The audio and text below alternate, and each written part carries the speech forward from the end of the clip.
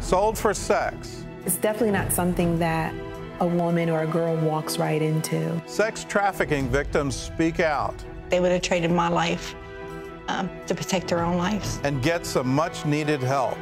She has to know she's not going to be violated while she's sleeping. On today's 700 Club Interactive. Well, good morning and welcome to the show. Despite increased awareness, human trafficking is still the fastest growing means by which people are enslaved. It's also the fastest growing international crime and one of the largest sources of income for organized crime. America outlawed slavery over 150 years ago, yet human trafficking still goes on inside our borders, all because people prey on women like these. It's like being an animal in a cage at a zoo, and everybody comes and looks at you and does what they want to do, and then you go back to your cage. It's like you're a freak show. It's worse than any horror movie you could watch. I was always a fanatic of love, and I was very romantic, or, you know, always dreamt of course, being a Disney princess. I was born in a smaller town in Missouri, left home, very abusive stepfather. I knew to get away I was going to have to leave, so I started hitchhiking, and my prostitution started there.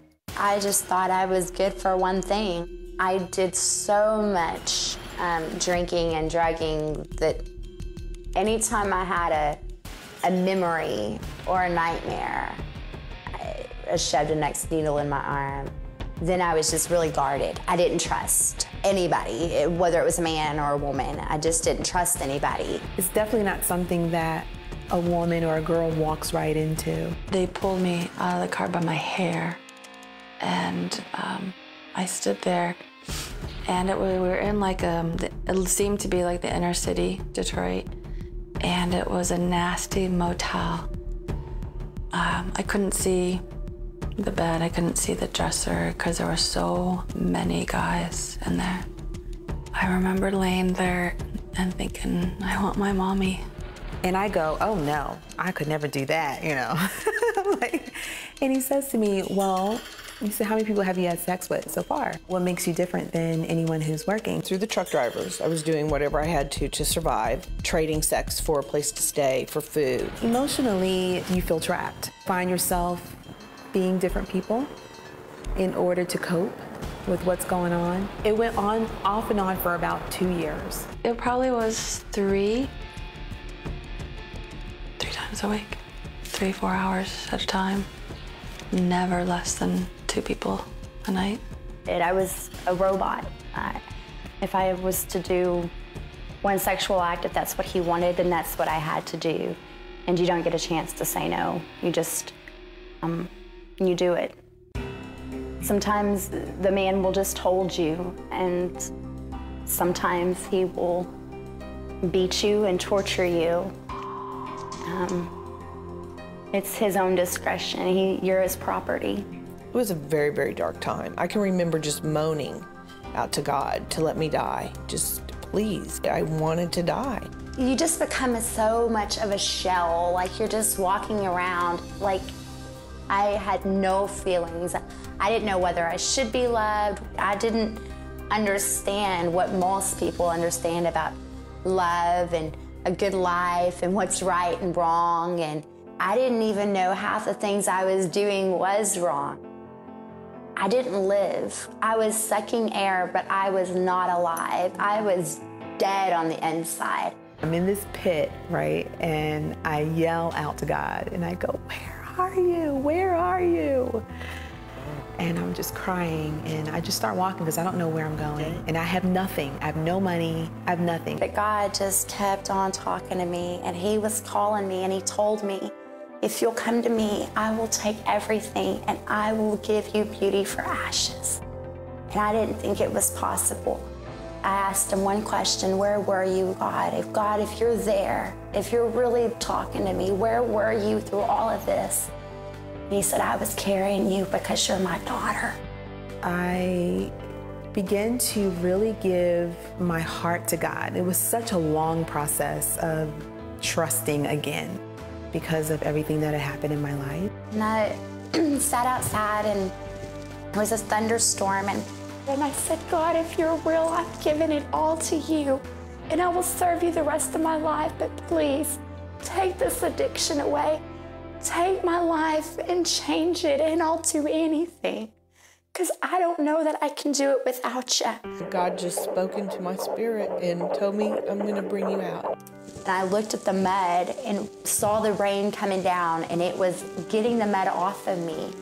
I thought I was as dirty on the inside as I was on the outside.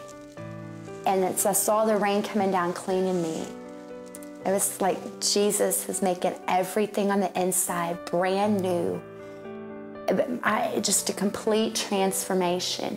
It felt like a piece of something had been missing, and it just got put into place, and it was just this overwhelming feeling of just a freedom. I loved how God rescued me. I always think of the scripture about him rescuing me from the miry clay, and I know I was in a pit and I was in miry clay. I didn't know how to get out, and he definitely found a way for me to get out. That's a story you're not going to see anywhere else. We wanted to show you what their hearts were like. So often we get into blame issues. What's the reason? Why do people stay in that? What's going on? Why? And that question is very hard to answer. Why? But there is one answer. No matter how far you've gone, no matter what's happened to you, no matter what's been forced upon you or what you chose, Jesus is there for you. He will come to you right where you are, right in the middle of that miry clay, that pit. He'll be there for you. And he's able to answer that question. God, where were you? When all of this was going on, where were you? And you'll hear the answer loud and clear. I was there carrying you because you're my daughter, you're my son. You can't get away from the fact, and it is a fact, you were made in his image. You are a child of God. And the great news, and it's absolutely wonderful news, he wants you back. He wants you with him. He wants you with him for all eternity. What was God's plan for us? He wanted us to live in a garden. He wanted to come in the cool of the evening and talk with us. That's what he wanted. We wanted to do our own thing. We wanted to go away from all of that. But he still has that dream. He still has the ability to change you, to make you new again, to restore you to what he originally intended. What does it take? How do you do it? How do you get this? Well, the prayer is very simple. And just like every one of those girls, they prayed this: God, where are you? Could you show up? Could you show up for me? So here's the prayer for you. Jesus, if you're there, if you're real, if you can really change me, if you can really make all things new for me, could you do that? Could you show up for me? And if you pray that with all of your heart, he'll answer. He'll be there. He'll be there for you. Realize, if you're the only one to ever believe, he still would have come for you. He loves you that much. If you need help with this prayer, or if you want to pray this and say, well, now what do I do? We're here for you, and all you have to do is pick up the phone and call us. You don't have to leave your name. You don't have to identify anything. But if you want someone just to pray with you, number's on the screen, 888-777-1999. And if you like to have it, it's free for the asking. There's a packet we want to send you. It's a CD teaching of how do you live the Christian life and what do Christians believe? How do you get access to miracles? How do you get answers to prayer? All of it's in this packet. It's called A New Day. Just pick up the phone, call us. We'd be glad to send it to you. 888-777-1999. Terry? Well, up next, a safe house for survivors of sex trafficking. We're dealing with the threat, the history, her skills or lack thereof, maybe medical issues, mental health issues, and it's really the whole person and her whole life. We'll take you inside this unique shelter right after this.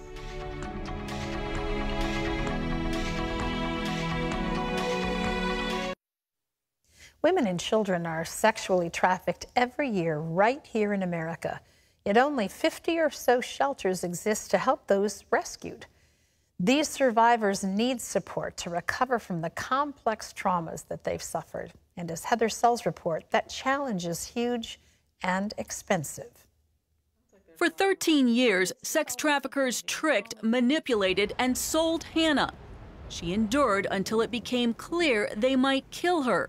I gained to realize that the people didn't love me nor care about me. As a matter of fact, they would have traded my life to protect their own lives. She arrived at this Christian trafficking shelter both scared and excited. I immediately felt safe. I immediately felt like I was in part of a family. But Hannah is the first to admit her months of recovery have been painful. This program hasn't been easy. Victims of trafficking have usually experienced major and persistent trauma. It's comparable to what we know as PTSD. So because their injuries are so deep and sustained, the rehabilitation process is lengthy. She has already been living an unstable and traumatic existence. Then you add the trauma of being trafficked, the violence, the neglect, the deprivation, the coercion, and that creates a complexity of trauma. 4 years ago, Jean Allert began the Samaritan Women, a Christian shelter for survivors of sex trafficking. She and her staff provide around-the-clock intensive care. We're dealing with the threat, the history, her skills or lack thereof, maybe medical issues, mental health issues, and it's really the whole person and her whole life. So when people say, what are your services? Not so facetiously, we say everything. The latest national estimates show around 50 shelters providing care for trafficking victims. Roughly 2,000 beds exist, not nearly enough for the tens of thousands who need them. Experts say money is one of the biggest obstacles. The programs that are really doing the best job cost a lot more than the programs that may not have specialized services to survivors of trafficking. And research is the other hurdle, hindering both fundraising and program effectiveness. An American Psychological Task Force recently found no reliable estimate of the trafficking of women and girls in the U.S. It also found that providers need systematic, high-quality research to determine what works and what does not. These challenges have taken a toll on trafficking shelters. At least 5 have permanently or temporarily closed in the last year. There's a lot of burnout. We have a lot of people who want to help, don't know how, and then it's frustrating for them. In just 4 years, the Samaritan Women organization has learned a great deal about what its women need. At first, it's all about making them feel safe, both physically and emotionally. She has to know she's going to eat every day. She has to know she's not going to be violated while she's sleeping. Then women must learn who they are. That's because traffickers usually lure young teens and literally stunt their psychological development. Even though chronologically she's in her 20s, we're starting at 14, and we're picking up on the lessons that you learn during those stages of your life. The final step, women must decide what's next. For many, that means working on their education. For others, career goals. Hannah loves to mow the shelter's large property with the hopes of becoming a forklift operator someday. She credits relationships in the shelter with giving her the strength to press on. Know that they would do anything in their power to see me succeed. Knowing that, it keeps me strong. The APA Trafficking Task Force is calling for survivor-informed research to help pave the way for women like Hannah. It also wants to explore the role of faith in the recovery process. It's an enormous challenge, but as Allert notes, providers can also build off a core resilience shown by survivors. She's already survived through a lot. So we've gotten an individual into our care who's already proven that they have tremendous strength. So for us to treat her with complete kid gloves as if she's unable to care for herself, I think disrespects the fact that she's already demonstrated she might be stronger than you are. Picking up the pieces of these broken lives is expensive, complicated, and emotionally draining. But providers add that doing nothing puts young souls at stake and adds long-term costs to society for those who never heal. Heather Sells, CBN News. Well, if we're trying to find out more information about people who find themselves trafficked like this and better statistics, we probably better also be opening more of these shelters so that we can do something to make a difference once we know. Yeah, but we both know it's very hard. Oh, my goodness. This isn't something you get into casually. And there are a whole lot of things, first of which is how can you provide security for the women involved? Because whoever the traffickers were, they're not going to let go easily. Yeah. And so you have to provide a safe and secure environment for them. That is a big hurdle for a lot of groups. How do you make that happen? And then you have to be very wise in what you have to do. Yeah. This isn't some quick fix. There is a long-term rehabilitation of the personal image, the self-esteem, and how do you do that? The good news is, with God's help, you can do it. Yeah, and Jesus sets people free. Yay! But it's not something that it's not a quick fix. You've got to be informed. The good news is also you can make a difference. First thing you can do is pray about the issue and how do we stop the trafficking? How do we go first to the source and what's the desire here? And how can we have spiritual warfare to say no, we don't want that in our cities, in our neighborhoods. We just don't want this kind of activity. The second is get educated. Our State Department has a website. You can go to it, www.state.gov, and then put sex trafficking in the search bar. And you'll see over 20 ways you can help fight human trafficking. So if you're looking for ideas about what you can do, there's a good place you can go. Terry? Well, still ahead, Anthem Light singer Alan Powell talks about his latest role in the new movie about sex trafficking, Caged No More. You don't want to miss it. It's next. Every 30 seconds, another person becomes a victim of human trafficking. And every year, an estimated 1.2 million children are trafficked. That's the subject of a new movie. Take a look. Caged No More tells the story of Aggie Prejean, a woman who will stop at nothing to save her two goddaughters. The girls have been kidnapped by their own corrupt father and sold into the sex slave industry. Alan Powell plays the girls' cousin, Will Dulon, a military soldier with the skills and passion to help Aggie find the missing girls. Together, Will and Aggie devise a plan to prevent the unthinkable. Well, joining us now is one of the lead actors from the movie Caged No More and lead singer from the band Anthem Lights, Alan Powell. Alan, great to have you with us. Thank you. Good to be here. This is a topical movie about a subject that we hear a lot about, but maybe don't always know enough about. What drew you to this film? Well, just that. The producer sent me the script and said, we'd like for you to read this and consider this part, and I read it, and quite honestly, I called the producer right back after I read it and said, this is not real. This is dramatic for the sake of drama. And in about 2 minutes, she sent me an email with 3 or 4 articles of this happening, not thousands of miles away, but within a 200, 300 mile radius of my house. And it happened in the last 60 days. I was floored, absolutely floored. And from that, I said, well, if this is as real as this is, first of all, how did I not know about it? Yeah. But second of all, what can I do to help bring awareness? And at the time, it was being a part of this film. You're the father of 3 daughters. This had to have a powerful impact on you, not just in the knowledge that you had to glean to do it, but just the role that you played. Yeah, every time I would think of, you know, these girls in this story are fictitious girls, but they're based on real experiences and things that are happening now and certainly have happened before. And these girls have fathers. Yeah. And it's hard even to say now, but they could be my girls. Yeah. And absolutely, it affected and spoke into every line that I said, and every approach to every scene, and certainly my passion for this story, more importantly, this issue. Talk about your role in the film, the character that you play. I play a character named Will. He is the son of a well-to-do father, and that father happens to have a twin who is the antagonist in the story. His twin is the one that takes his daughters across seas and sells them to get himself out of trouble. So Will's cousins are the ones that are sold into sex slavery, and so Will, using his military training, volunteers and goes over there and attempts to get them back. What role does faith play in the movie and in your own life?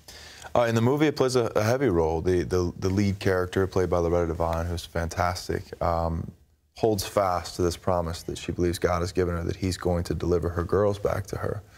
And so that's kind of a common thread throughout the movie, that even when there are times that seem that it's not going well and that there are reasons for doubt, she holds fast, and she's kind of the rock in those circumstances. For me, faith is important. I believe with all of my heart that there is something bigger than us, bigger than what we see with our eyes, that's going on, and it speaks into every decision that I make, hopefully, when I'm making the right ones. And it speaks into the things I want to do with my life. It speaks into who I am as a father, as a husband, hopefully as a friend, and it's pivotal in my life. Film is a powerful medium and really can speak volumes into the lives of people. What do you hope as an actor to bring to that? Well, just that I'm impacted by film more so than any other medium, and that's always been true for me. I can watch a film and be forced to ask myself a question that I'm not asked if someone just presents it to me, or see a different side of the story, or it can just do some very impactful things for me. So as an actor, I'm just privileged to be able to bring those kinds of stories to light, to be able to present those kinds of questions, those kinds of perspectives. This is a perfect example, to be able to bring awareness to this difficult issue that maybe people don't want to just see on the news or certainly voluntarily read about. But maybe if we put it in the context of a story and entertain them to some degree, that they'll be willing to be made aware of this thing that is very real and happening. Maybe the reason we're not as informed as we should be is because it is such a troubling subject. And it not only troubles the soul, but it leaves one saying, you know, I'm one person, what can I do? What do you want people to take away from the film when they see it? Well, I think you said it perfectly, that we can do something, that you don't have to be a Will who's military trained and hop on a plane and go over there and actually rescue girls. Matter of fact, I strongly discourage people from doing that.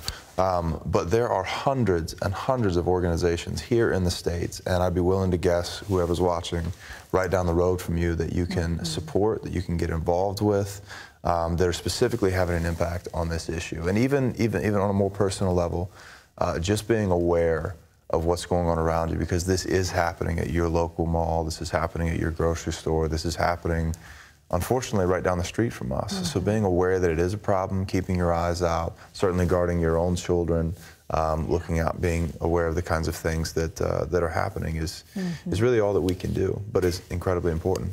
Now, the producers of this particular film are hoping that this will be a trilogy. That's what they tell me. Yeah, so part one of a series of 3, and you know, it's I think a film that will then continue to challenge us to know more, to do more, and to see more. There's so much to be talked about in this issue, and there's so many different stories that would be incredibly powerful to bring to light and to put into a film. Different sides of it, yeah, different sides of perspective and what's going on, and so I look forward to, you know, if we're able to support this film and to show that there's an audience here that wants to know what's going on and have an impact, then we look forward as artists to bringing them different sides of that story. So you're a singer, now a singer and an actor, and you're also producing. That's yet another level of really excited. I love film. It's always been my passion, as we mentioned, and the idea that you can take something from nothing and create it and put it on the screen for people to be able to enjoy and be challenged by is an and take an issue privilege. like sex trafficking and utilize film to make a difference in it. Absolutely. Great. We'll look forward to the film. I want to say the movie is titled Cage No More. It opens in select theaters nationwide. That's on January the 22nd. If you'd like to find a theater near you, go to www.cagenomore.movie.com. Alan, thanks for being here. Great to have you with us. Well, we'll be back with more 700 Club Interactive right after this. Well, every year in Thailand, thousands of children are abandoned by their parents or sold into slavery because they can be sold again and again. They are highly profitable for traffickers around the world, and the 2-year-old in our next story might have been sold if she hadn't been rescued by Orphans Promise. You can probably tell by the smile on her face that 2-year-old Dee Terry is happy to be part of her big new family. She lives here in this children's home in Thailand, sponsored by CBN's Orphans Promise. In the 2.5 years that she's been here at the children's home, little Dee Terry has received good food and the love of children she now calls brothers and sisters. And this is one of her house parents named Jib. He helps to guide and care for her. I believe that God brought Dee Terry to us. Whenever I look at her, I am reminded of the grace and love of God. Now, surrounded by her big family, 2-year-old Dee Terry is thriving. She loves to worship and to raise her little hands in praise to the Lord. And thanks to CBN's Orphans Promise, Dee Terry will have a safe place to live for as long as she needs it. Little Dee Terry knows that we love her and that this is her home now. I want to thank you everyone who has helped us. What a sweet little girl. What a wonderful thing to be able to rescue her. And you can be a part of that. How? By giving to Orphans Promise. So if you want to do that, if you want to be a part of helping orphans around the world, a part of rescuing young children, a part of helping families stay together, all you have to do is call us. 888-777-1999. Say, I want to give to Orphans Promise, and your gift will be designated then. It'll go 100% to the work of helping orphans around the world. If you don't want to call, you can also log on to 700clubinteractive.com, and there on the giving page, there's a way that you can give to Orphans Promise. So do it now.